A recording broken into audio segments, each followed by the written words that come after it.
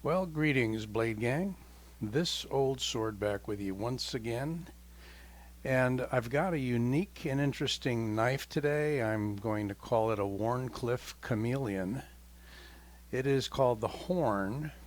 It's made by Kizer. And we're going to go over some specs in a few.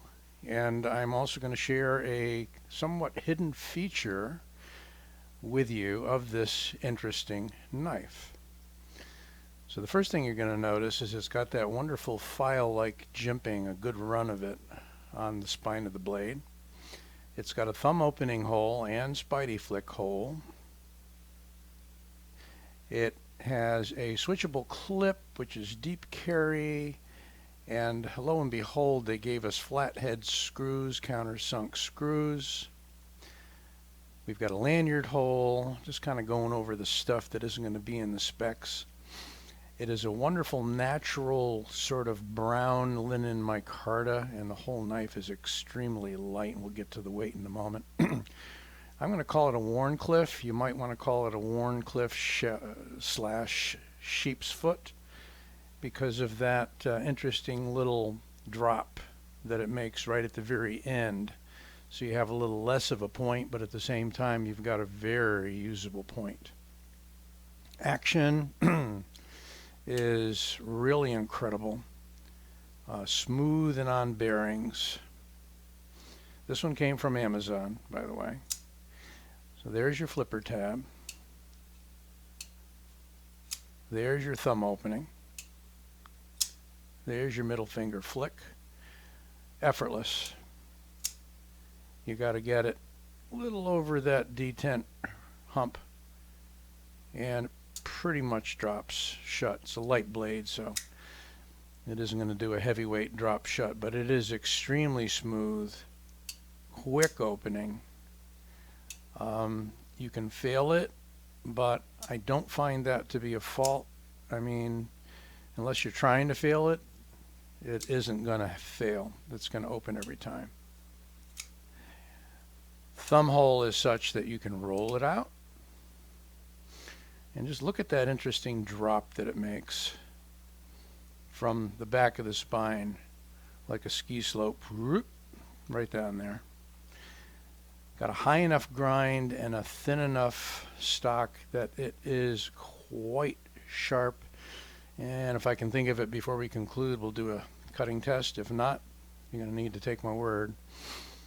Okay, wide open back construction with lightning holes. Hidden frame, internal frame. So all you see on the outside is the micarta. And look at that interesting hole there. We're going to discuss that in a little bit. But let's give you some specs on the Kizer horn. By the way, this is an Azo design, as are a number of Kizer knives. It's an overall length of 7.6 inches, a blade length of 3.17, cutting edge of 3 inches, blade width of 1.25 inches, blade thickness of 0.2 inches. It is out of Kizer N690 steel. It's considered to be Wharncliffe. I'm reading the specs off of Blade HQ. Flat grind, satin finish, plain edge. Handle lengths 4.375 inches, handle width 1 inch, handle thickness 0.47. And the frame and liner they're calling titanium. That is very interesting. I'm going to check that. And it is a tip up right or left hand carry. It's got a model number KI3557. It is made in China, as are all the Kizer knives as far as I know. And I think that's it. But let me check something here. Saying the frame is titanium, and it is awfully light, and I didn't give you a weight. We're going to jump back and do a weight. I'm getting magnetism there, and I'm getting it there. I'm going to say it is not a titanium frame. I'm pretty sure it's a steel frame, because at this price on Amazon, and let me give you that price. Well, it's $62 on Blade HQ, and they're saying it's a little over a 4-ounce knife. I don't really trust that. So much for online specs. No, it is a 2.955, just under 3-ounce knife. It definitely felt like a featherweight. So, not sure where they're getting the specs. It is about a 3.2-inch blade, but you have plenty of handle to hold on to. I've got a medium-large hand, and I got an itsy-bitsy amount of pommel left over. Very comfortable. Single-finger choil, and I mean, you can definitely hang on to this with a lot of thumb pressure on the back there. You could choke up and use that ramp. I mean, it's really nice. This is nicer than the pictures when I saw the pictures on Amazon. And as I say, Blade HQ is $62. So, I'm going to leave you and come back, but through the miracle of video editing, we're going to find out why there is that hole in the handle right there, and you probably suspect why. I'm telling you, it's a Chameleon knife. Let's see what happens when we do a little bit of work on that knife. Well, we're back, and with my handy dandy little Torx 6 screwdriver there, look what I did. One screw and removed it, and we were able to delete the flipper tab without any machining work. Isn't that crazy? Now you have a knife with no flipper tab, and you can thumb flick and middle finger flick this all day long. Beautiful action.